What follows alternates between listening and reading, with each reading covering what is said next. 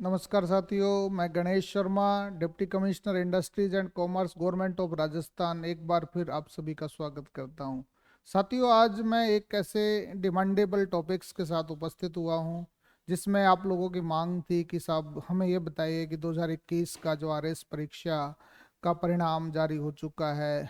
तो परिणाम जारी हो चुका है, तो जो लोग आरएस एग्जाम्स में सिलेक्ट हुए हैं उन सिलेक्शंस की स्थिति में ये पूछ रहे थे कि साहब हमें क्या मिलेगा, कौन सी पोस्ट मिल सकती है, क्या हमारी वरीयताएं थी, वरीयताओं के आधार पे कैसे मिलता है। दूसरे वो लोग थे जो 2021 का आरएस का रिजल्ट जब 17 नवंबर को आया तो लोगों में एक मन में ये आया कि क्या सभी लोग जो 988 पदों के लिए भर्ती हुई, क्या सभी आरएस बन गए हैं? क्या क्या आरएस में केवल आरएएस ही होता है? क्या आरएस के अलावा कौन कौन से पद होते हैं? आरपीएस होता है या अकाउंट सर्विस में होता है, इंडस्ट्री सर्विस होती है? ये सर्विस कैडर क्या है साथियों? ऐसे बहुत सारे सवाल मेरे सामने थे और उन लोगों को मैं बताने का प्रयास कर रहा था, लेकिन मैं किस किस को बताऊं। इसमें कुछ ऐसे सिलेक्टेड लोग भी हैं जिनकी बहुत अच्छी रैंक के साथ सिलेक्ट हुए हैं, जिनको ये पता नहीं है कि सर्विसेज होती क्या है साथियों। उनको ये पता नहीं था कि साहब मुझे क्या मिलेगा, मेरे जॉब का प्रोफाइल क्या है, मेरा प्रमोशन क्या है, मुझे वेतन भत्ते क्या मिलेंगे, किस प्रकार से ट्रेनिंग होगी।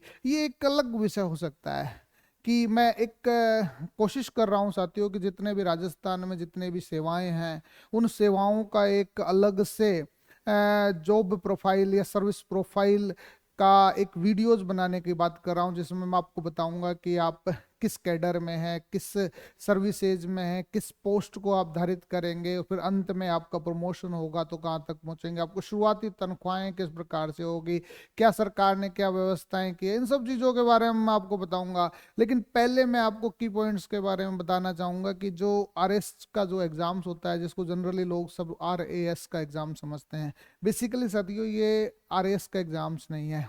इसमें जो आरपीएससी द्वारा जो भर्ती ली जाती है, कार्मिक विभाग द्वारा जो भर्तियों का एक बहुत सारी सेवाओं की भर्तियों की एक लिस्ट भेजी जाती है, उसमें कम से कम 21-22 सेवाएं होती है साथियों, जिसको संयुक्त रूप से कहा जाता है कि राजस्थान राज्य अधीनस्थ सेवा परीक्षा। साथियों, इसमें दो प्रकार की सेवाएं होती है, एक तो स्टेट सर्विसेज होती है और एक सबऑर्डिनेट सर्विसेज होती है। तो सबसे पहले मैं आपको बताना चाहूंगा कि स्टेट सर्विसेज, ये स्टेट सर्विसेज को आप सामान्य भाषा में यूं कहें कि सेंट्रल गवर्नमेंट की ग्रुप ए सर्विसेज से आप जोड़ सकते हैं। दूसरा सबऑर्डिनेट सर्विसेज है साथियों। इसमें सबऑर्डिनेट सर्विसेज, ये सबऑर्डिनेट सर्विसेज को आप सेंट्रल गवर्नमेंट के ग्रुप बी कैडर से आप जोड़ सकते हैं। ये दो प्रकार की सर्विसेज के लिए आरएस का एग्जाम्स कंडक्ट कराया जाता है, जिसको सामान्य लोग आरएस का एग्जाम्स कहते हैं। बेसिकली आरएस एक सेवा है साथियों, जो राजस्थान एडमिनिस्ट्रेटिव सर्विसेज के लिए होता है।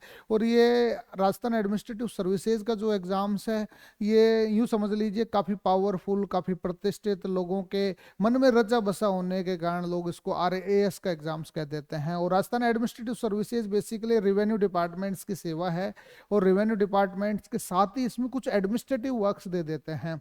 इस वजह से ये काफी पावरफुल मानी जाती है और सभी विभागों में एक समन्वय करने वाली प्रवृत्ति होने के कारण इसको एक यूं समझिए कि सुपीरियर सर्विसेज माना जाता है। बाकी ये सर्विसेज भी एक स्टेट सर्विसेज का हिस्सा है। तो सबसे पहले हम बात करेंगे साथियों कि 2021 का जब एडवर्टीजमेंट मेरे सामने है, इस एडवर्टीजमेंट 20 जुलाई 2021 का एडवर्टीजमेंट है साथियों, जिसमें क्लियर लिख रखा है कि राजस्थान राज्य अधीनस्थ सेवा परीक्षा 2021 के लिए प्रेस विज्ञप्ति 988 पदों के लिए जारी हो रही है साथियों। ये 988 पदों के लिए भर्ती जारी हुई थी, और 988 पदों का भी उन्होंने अलग अलग सेवा का वो बना रखा था। ये राज्य सेवा के पद हैं साथियों। इसमें दो प्रकार की सर्विसेज थी, स्टेट सर्विसेज साथियों। स्टेट सर्विसेज की हम बात करें साथियों, इसमें स्टेट सर्विसेज में आप यहाँ देखेंगे तो इसमें टोटल आपके साथियों 363 पोस्ट टोटल आपके स्टेट सर्विसेज में थी। अब स्टेट सर्विसेज में 21 प्रकार की सेवाएं थी साथियों। इसमें 21 प्रकार की सेवाएं इसमें शामिल थी, और 21 प्रकार की सेवाएं कौन कौन सी थी इनको हमें देखने की आवश्यकता है। तो सबसे पहले हम बात करें कि इसमें जो 21 प्रकार की सेवाएं थी वो राजस्थान एडमिनिस्ट्रेटिव सर्विसेज, जिसको हम आरएएस का एग्जाम्स कहते हैं, इसकी 76 पोस्ट उस वक्त आपके 2021 में आई हुई थी। तो इसमें आप यूं मत समझिए कि 76 मतलब टॉप 76 होंगे जो RAS बनेंगे, जिसको हम कह रहे हैं जो हर एक रेस्पेक्टिव कैटेगरी में, जनरल में, महिला में, आपके यूं कहें कि OBC में, SC में, ST में, हर कैटेगरी में जो उनकी सीट दे रखी है, सीट पद नाम दे रखे हैं कि भाई कितनी सीटें थी। जैसे मान लीजिए 76 पोस्ट में जनरल की 15 पोस्ट थी और महिला की 7 थी, 7 में विधवा की 2 पोस्ट थी। अब यूं समझिए कि मान लीजिए कोई जनरल है, जनरल महिला है, वो जनरल महिला में विधवा कैटेगरी में टॉप 2 में होगी, वो एडमिनिस्ट्रेटिव सर्विसेज होगी, चाहे उसकी रैंक कितनी भी आई हो। रैंक का मतलब यूं समझिए कि रैंक चाहे उसकी 1800 भी रैंक आई हो, वो RS बनेगा यहाँ पर। लेकिन यदि आप जनरल में आप बात कर रहे हो, जनरल में 15 पोस्ट ही है, 15 पोस्ट में कई दफा क्या होता है कि एक वो बन जाता है, रोस्टर सिस्टम लगता है, और रोस्टर सिस्टम में दूसरी कैटेगरी के लोग जनरल में आ जाते हैं। तो यहाँ स्थितियां बन रही कि टॉप 15 की हम बात करें तो टॉप 20 के आसपास, टॉप 20 के आसपास जो जनरल के बच्चे हैं वो लोग ही प्रॉपर RAS के लिए आ पाएंगे। मतलब आप समझ रहे हैं मेरी बातों को, जो टॉप 20 होंगे जनरल के वही उनको ही RAS मिल पाएगा। लेकिन यदि हम बात करें कि SC कैटेगरी की बात करें साथियों, हम SC कैटेगरी की या ST कैटेगरी की, ST कैटेगरी में भी हम महिला की बात करें, SC में 5 पोस्ट है महिला की और 5 पोस्ट महिलाएं। तो जो अभी तक के रुझान आए हैं उस रुझानों से ये पता लगता है कि जो महिला में यदि 1300 से 1400वीं रैंक तक भी कोई महिला है वो भी RAS बन जाएगी। अब आप समझ रहे हैं कि जनरल क्लास में यदि कोई व्यक्ति टॉप 20 में है वो RAS बन पाएगा, और यदि SC महिला में 1300 से 1400वीं रैंक तक भी है तो वो RAS बन जाएगा। यदि विधवाओं की हम बात करें साथियों, यदि विधवा कैटेगरी में कोई महिला जनरल की भी यदि 1300-1400 भी है तो उसके आधार पर भी RAS बन सकता है। इन सब चीज़ों के लिए मैं अलग बातें बताऊंगा। इसी तरीके से राजस्थान पुलिस सर्विस की बात करें, इसमें 31 पोस्ट है साथियों राजस्थान पुलिस सर्विसेज की। जैसे हम बात करें कि हमने थोड़े दिन पहले एक RS टॉपर श्रेष्ठ दीक्षित का हमने इंटरव्यू लिया था। इंटरव्यू में उनकी 45वीं रैंक थी साथियों। अब 45वीं रैंक में आप यूँ देखेंगे कि 45वीं रैंक में वो RPS बनेंगे साथियों, RPS। और यदि EWS में होते, वो EWS की 5 पोस्ट है तब भी वो RS नहीं बन पाते। लेकिन OBC में होते तो OBC में चांसेस बनते थे साथियों, लेकिन सामान्य की 3 सीटें ही थी। अब 3 सीटों में भी हम बात करें कि क्या स्थिति बनती है। ओबीसी में यहाँ हम बात करें जनरल SC, हाँ पिछड़ा वर्ग 11 सीटें थी, तो OBC में होते तो वो आसानी से RS बन सकते थे। अब आप समझ लीजिए 20 नंबर और 45 नंबर का क्या डिफरेंस है। कई लोग कहते हैं कि साहब जनरल, OBC, MBC, EWS में कोई अंतर नहीं होता। बेसिकली ये जो रिजर्वेशन सिस्टम है साथियों, रिजर्वेशन सिस्टम एक अंतिम चरण में ही लागू होता है और अंतिम चरण में इसी का फायदा होता है। बाकी जनरल कैटेगरीज में प्री मेंस इंटरव्यू के सारे आयामों को पूरा किया जाता है, और जनरल जिस कैटेगरी में, रेस्पेक्टिव कैटेगरी में वो 2 गुना 15 गुना जितना आ पाता है उतना ही ले पाता है। अब आप देख रहे हो कि 2 लड़के को सबके सब लोगों के लिस्ट RPSC ने कार्मिक विभाग को भेज दिया है। हर कार्मिक विभाग क्या कर रहा है, मेडिकल की तैयारी करवाएगा उनको। पोस्ट लोकेशन की बाद की प्रक्रियाएं रहेंगी, पहले मेडिकल की कार्रवाई होगी, मेडिकल कार्रवाइयों के बाद में फिर पोस्ट लोकेट की जाएगी। इसमें राजस्थान लेखा सेवा के 32, राजस्थान पुलिस में RPS होता है साथियों, और ये सर्विसेज का नाम है RPS। इसमें शुरुआती पोस्ट आपकी डिप्टी SP से होती है। RS की शुरुआती पोस्ट को लोग SDM के नाम से जानते हैं कि, लेकिन ये SDM डिप्टी SP नहीं होते, बहुत सारी चीजें होती है इसमें जिसको हम अलग अलग पद धारण किए जाते हैं जिनको हमें देखने की जरूरत है। और राजस्थान अकाउंट सर्विस हो गई, आप राजस्थान अकाउंट सर्विस में आप देखेंगे कि क्या मानते हैं, RACS में, राजस्थान अकाउंट सर्विस में लोग कहते हैं कि साहब ये तो ट्रेजरी ऑफिसर लगता है। बाकी ट्रेजरी ऑफिसर नहीं होता। ट्रेजरी ऑफिसर तो कभी कभार तो क्या होता है कि कोई बड़ी सर्विसेज में आता है व्यक्ति, मतलब बड़े जिलों में तो ट्रेजरी ऑफिसर बहुत बड़ा सीनियर अकाउंट सर्विस का ऑफिसर होता है, और छोटे जिलों में ट्रेजरी ऑफिसर बना था। राजस्थान कोऑपरेटिव सर्विसेज है साथियों, RCS की, जहां असिस्टेंट रजिस्ट्रार लगाया जाता है शुरुआती पोस्ट पे। ऐसे ही हम राजस्थान नियोजन सेवा है साथियों, राजस्थान एम्प्लॉयमेंट सर्विसेज। इस राजस्थान एम्प्लॉयमेंट सर्विसेज में जिला रोजगार अधिकारी लगते हैं। अब आप समझ रहे हैं कि आप जो आपके मन में जो धारणाएं थी वो धारणाओं को मैं जो मान्यताओं को मैं खारिज कर रहा हूँ सिरे से, कि मन में कि जो RS की भर्ती आई उसमें सभी लोग RS नहीं बनते। हम राजस्थान कारागार सर्विसेज की हम बात करें, राजस्थान जेल सर्विस की, राजस्थान जेल सर्विस में बेसिकली डिप्टी सुपरिंटेंडेंट लगता है शुरुआत में। हम राजस्थान इंडस्ट्रीज सर्विस की बात करें RIS की, इसमें शुरुआत में व्यक्ति असिस्टेंट डायरेक्टर इंडस्ट्रीज लगता है। हम राजस्थान राज्य बीमा की बात करें तो राजस्थान इंश्योरेंस सर्विसेज में असिस्टेंट डायरेक्टर लगता है साथियों।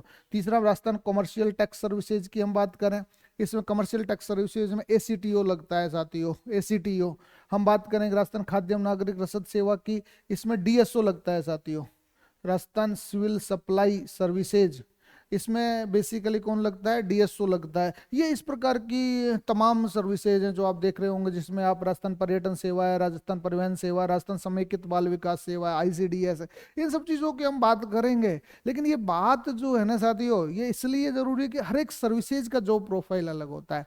हर एक सर्विसेज अपने आप में एक अलग सर्विसेज होती है, और इसमें व्यक्ति जैसे स्टेट सर्विस की हम बात करें, इसमें कोई लोग RS भर देता है, फिर सीधे राजस्थान अकाउंट सर्विसेज भर देता है, फिर RPS भरता है, और कई लोग RS भरते हैं, दूसरा RPS भरता है। ये वरीयताओं से भी तय होता है कि आपकी कौन सी वरीयताएं थी। कई लोगों ने क्या भरा है कि पहले राजस्थान ट्रांसपोर्ट सर्विसेज भर दिया, राजस्थान ट्रांसपोर्ट सर्विसेज भर दिया, दूसरे पे राजस्थान RS भर दिया, तीसरे पे RTS भर दिया। तो ये सर्विसेज भी आपकी तय करती है कि आप कौन सी सर्विसेज में, यदि आप जागरूक हैं, आप समझदार हैं, आपको पता है कि मेरा नेचर इस प्रकृति का इस सेवा के अनुकूल है, तो आप उसी सेवा का चयन करेंगे। आप ऊहापोह की स्थिति में नहीं रहेंगे। आपकी स्थिति ये होती है कि आप RS का मेंस दे लेते हैं, मेंस के बाद में जब इंटरव्यू कॉल आती है तो आप परेशान रहते हैं, हर विभाग में जाते हैं कि साहब ये सर्विसेज का जो प्रोफाइल कैसा है। ये जानने की जरूरत नहीं, हम आपको बताएंगे कि कौन सी सर्विसेज किस प्रकार से आपके लिए उपयोगी हो सकती है। तो इस प्रकार से ये तमाम सेवाओं के 21 प्रकार की सेवाओं की 2021 में स्टेट सर्विसेज में जगह निकली थी। स्टेट सर्विसेज में जो जगह निकली थी उसके 363 पद थे साथियों।